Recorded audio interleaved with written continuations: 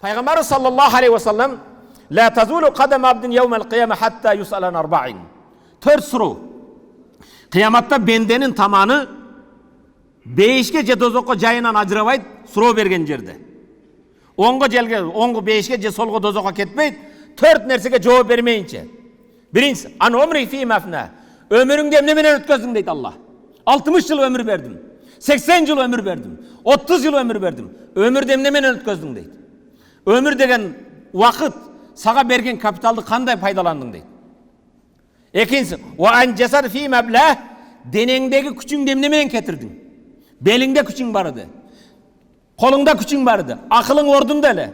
Зээниң бар еді. Зирек элең башка дең. Ва илмихи маза амила бих. Алган илимиңдин кайсына амал кылдың? Уккан аят хадиске амал кылдыңбы? Ва ан малих мин айна иктасаб ва фи манфак. Малыңды кайсы жол менен таптың, жана кайсы жолго иштеттиң? Контейнерде кыйналып суулукта турдуң, тачка тарттың, таксовать еттиң, ооба, адал эмгек менен таптың. Бирок шампанскийни алып жаңы жыл күттүңбү?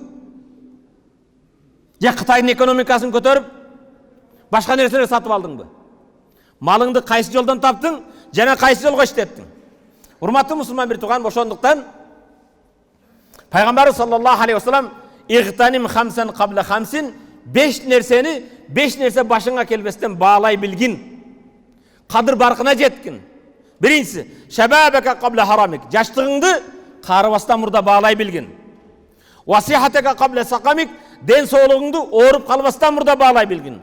Ва гинака кабла факрик. Бүгүн малы мүлкүң барбы? Эртең кембагал бол, буктаж болбостон мурда колуңда байлыгыңды пайдаланып билгин. Ва фарагака кабла шуглик.